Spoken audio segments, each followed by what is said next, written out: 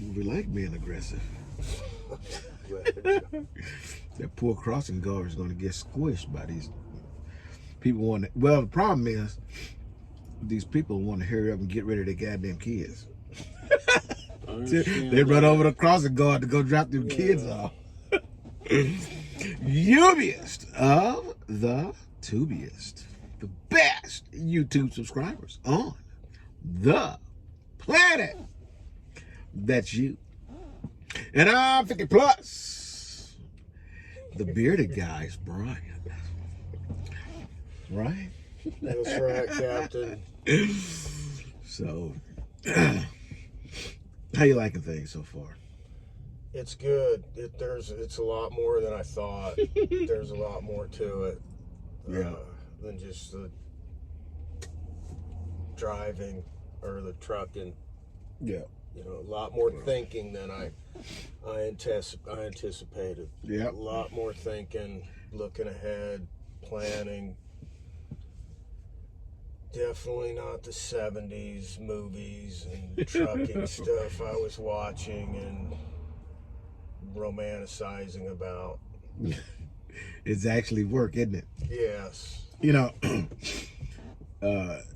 which is the reason why a lot of guys get into this and, you know, they don't last, man. You know, it's, they get into it with the mindset of, we're just going to ride around, make a bunch of money and have, you know, no pressure and all that. But that's just, it's not all the way true.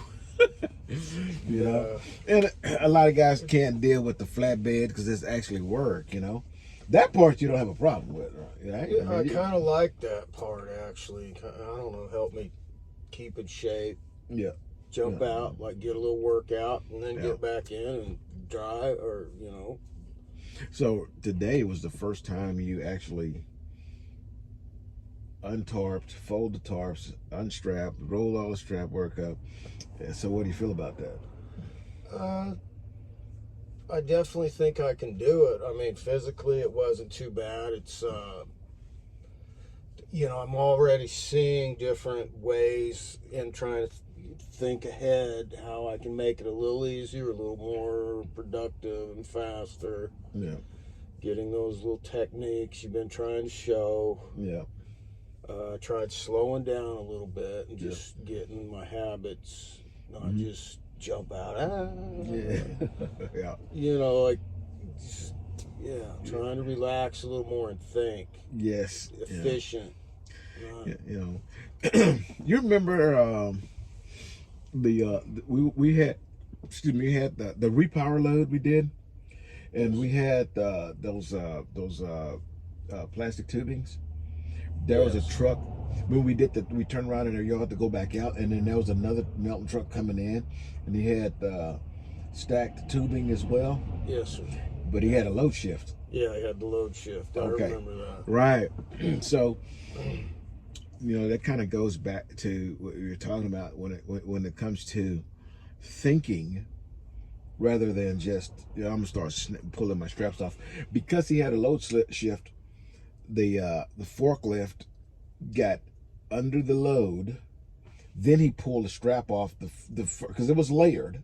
He had it strapped right, but, you know, I mean, who knows? You know, he may have taken a curve a little high, or you know, tubes collapses. There's a lot of things that could happen to cause that shift like that. Okay, but he had it layered, so it didn't come off the trailer. Okay, so what happens is the forklift goes there, and the forklift puts the forks under the first layer, and then he unstraps it. Well, the forklift's holding it now, so they unload the top, and then they're going to do the same thing. They'll go to the next level, then he's just going to unstrap those, and then the forklift is supporting it, and then they take it off. Okay. Yes. All right. So, you know, it's not the end of the world, but, you know, if you're not thinking, then you just go out there and start unstrapping it. You know, you could have a headache. Right. It's a for real one. You know. It does take a little. But by the way, load shifts happen. Okay. But when avoidable, we avoid that, man. I mean, the guy had strapped that load just like I would have, you know. But again, material will collapse. Rolled roofing will do that. Rolled fencing will do that. And you know, they tend to bow out in the middle, and then they just bow more and bow more and then bow more, and it looks like an oval by the time you get to where you're going, because every 100 miles or so you're getting out and you tighten them back again. You know, the straps keep getting loose because this thing is are sinking, and so you kind of have to pay attention to it. You know, but it's no big deal. But you do need to continuously pay attention to what's going on behind you. Yes. And what's in front of you when you're driving up the road. Following distance is important, and looking way ahead of you is important. We look way down there, and then we see brake lights. In a car, you're not going to stop till you get on top of that. But when we look way down there and we see brake lights, that's our indicator that we need to start controlling our speed. We need to start slowing down. And the deal with that is, you may think that you have, say, 5 football fields in front of you, okay? And when you see those brake lights, but when you're in traffic and you see those brake lights 5 football fields away, if you don't begin to react right away, starting to slow the truck down, what you don't notice, what you don't see at that exact moment, is a few moments later, cars will try to fill that 5 football fields in. Now all of a sudden, you're 68 miles an hour and you got 2 football fields to stop this truck, and you're in trouble.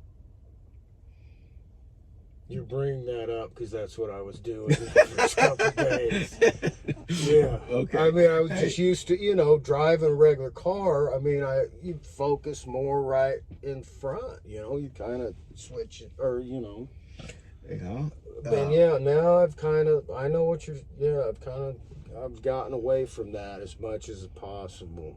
Or I'm looking ahead, like you said. Right. Correct.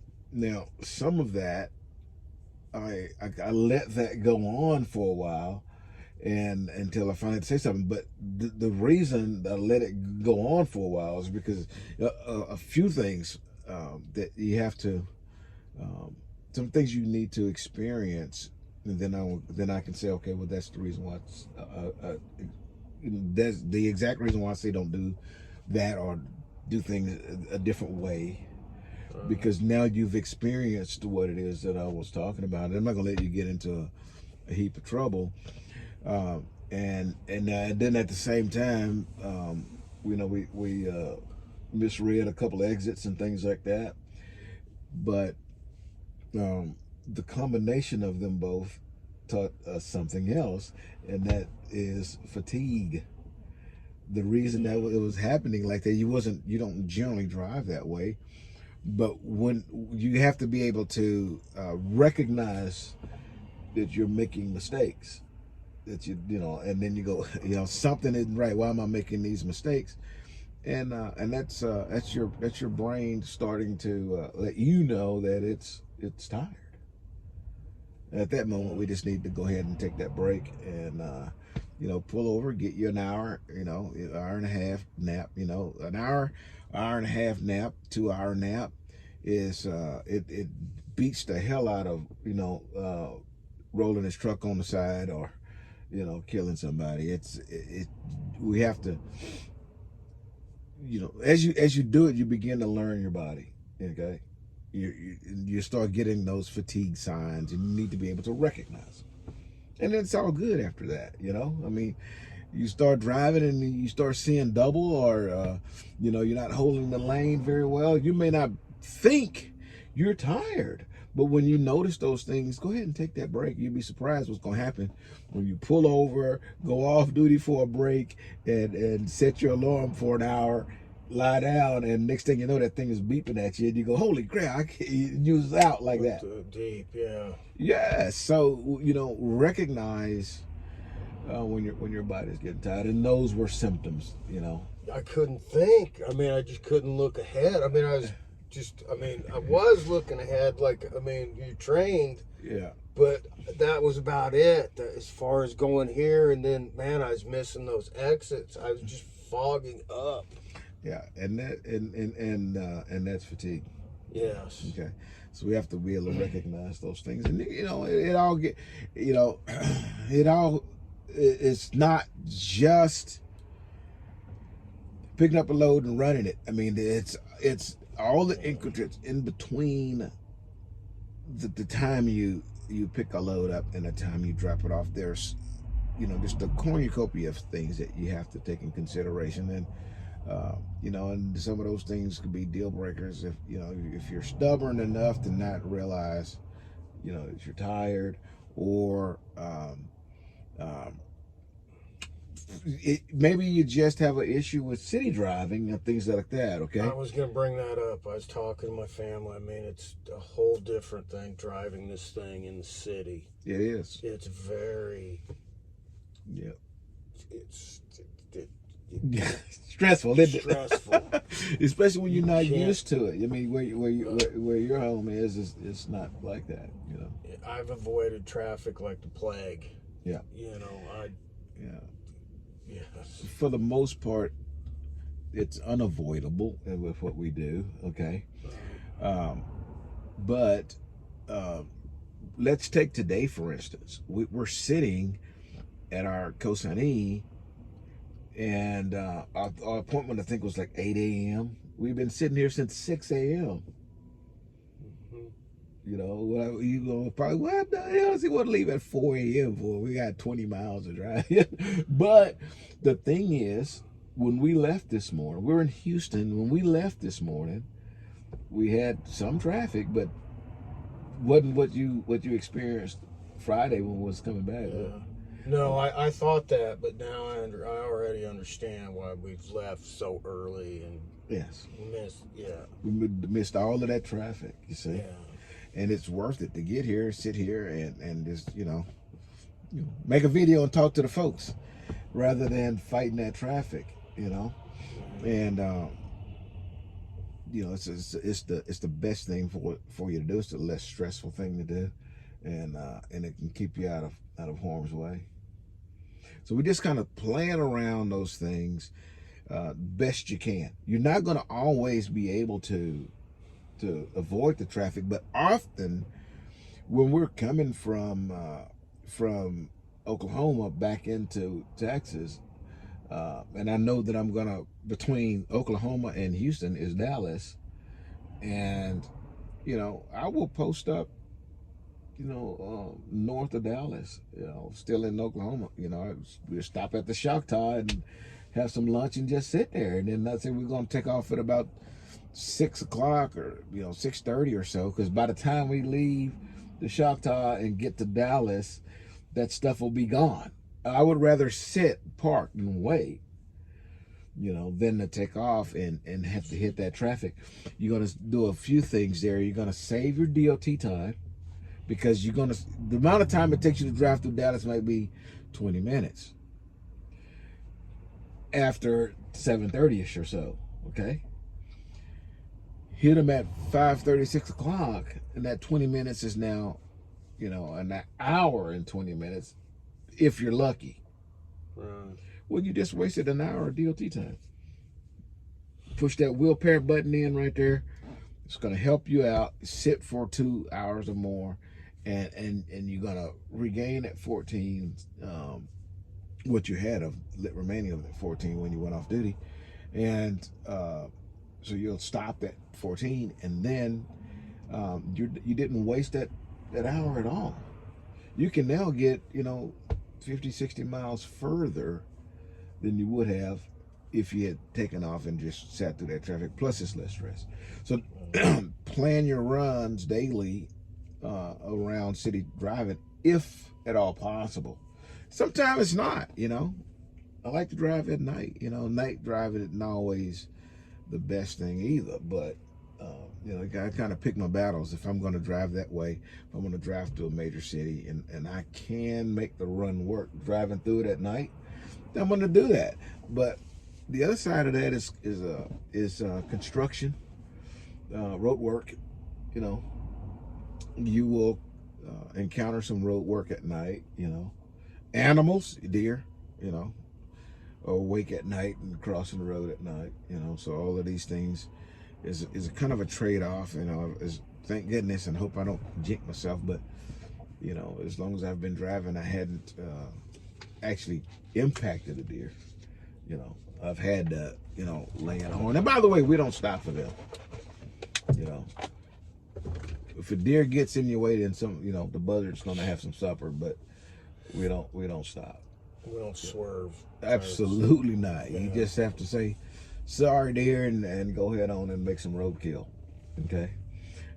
If you do impact the deer, after impact, you need to find a first safest spot where you can pull the truck over and inspect the truck for damages that may cause you some issues down the road. Okay, headlights, or that the hood didn't come unlatched. You know, I know it may sound gross, but you know, make sure that it's not still under the truck. Okay. Yeah. But you have to inspect the vehicle if something like that happens. Fortunately, I hadn't, you know, hit a deer, you know. Mm-hmm. So, I mean, smaller animals, but nothing big enough that would actually make the truck undrivable. So we got a forklift here. I wonder if this guy's going to try to unload us from outside. That would be nice to see what he's got to say. I think he's just looking. Oh no, he's going to start unloading us. That's wonderful. Fine job there, sir. Right here in the street. Beautiful. We're about to get unloaded out in the street. So it rained and it's pretty nasty. And we're at like 17 minutes. So we'll make this one short, but I'm going to leave you with this last deal. Okay, so it rained really, really hard this weekend. So it's a muddy mess out there, okay? But we got out and we walked that spot to see if where we're supposed to go in was going to be doable. Okay? Mm-hmm. You need to use solid discretion with that, okay? With anything, even if it was dry pavement and they were going to have you positioned somewhere where they can unload you. They're doing it at their convenience. They want to get you as close as they can to where they want to set that on the ground, okay? That might not be the best spot for you with a you know, 70-foot vehicle, that articulating vehicle, that you have to back out of that situation, especially when you're fresh, okay? So just say no. I can't make that maneuver. Oh, their truck's been doing this all day. Again, I can't make that maneuver. You want your stuff, we got to think we got to work together with this. Let's find another way. Okay?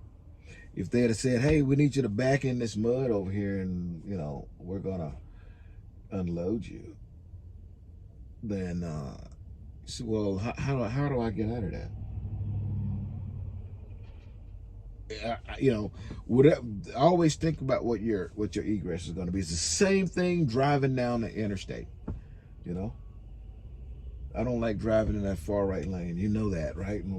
But you've experienced why, huh? So, but the next thing is, if I'm driving in that right lane and crap goes down, I've just lost an exit from that crap. I can't get away from it now because I got a wall here. You see? Mm-hmm. So whatever I do, I'm thinking of how I'm going to get out of that situation. If I'm going to go drop this stuff off, I'm dropping it off over there. I want to know how I'm going to get out of that. You know? Right. Okay.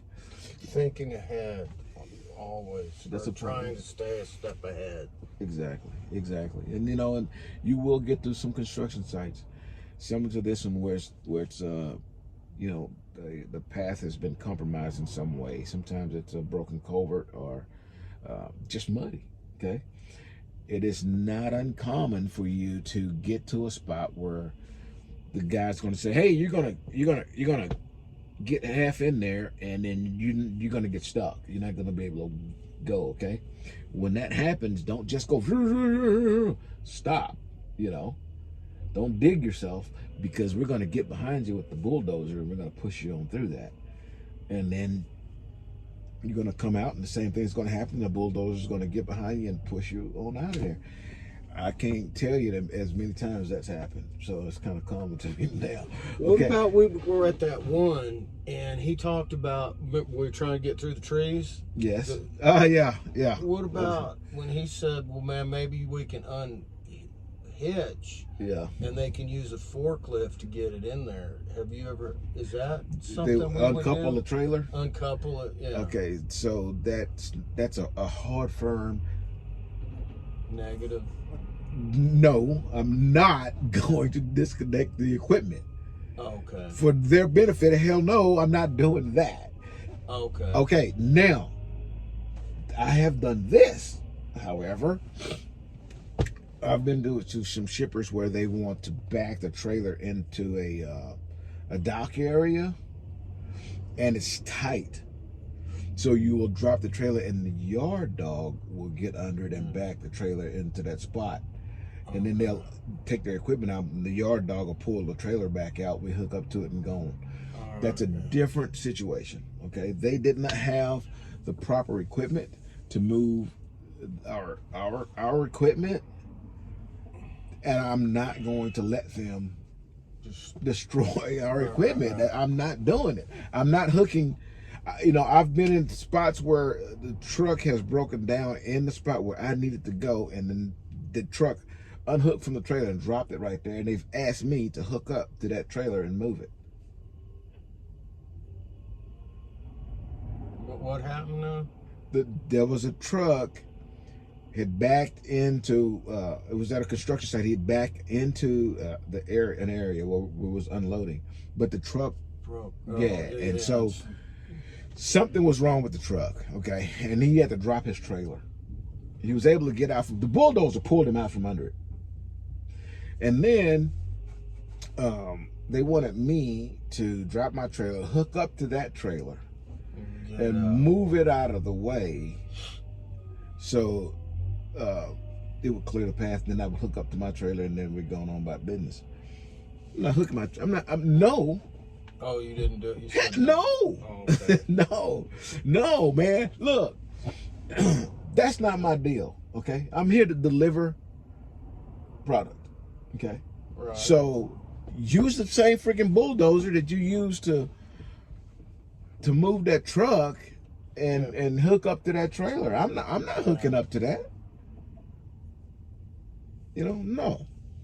So you just kind of have to be very, very cautious about you know, think, okay, and say, whatever I'm about to do, is there going to be any liability for whatever it is they're asking me to do?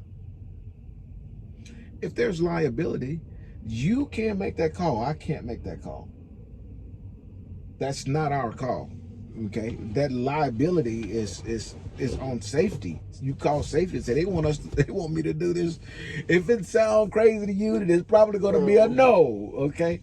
So the bottom line is we just don't let people talk us into doing cray stuff. You see? Yes. And it's a little bit different, man. Than I mean, I've had some weird asks when I was doing drive-in and reefer, but in what we do, it could be compromised and the trailer that they wanted me to move, the guy had already unsecured everything. Mm-hmm. So can you imagine an unsecured load?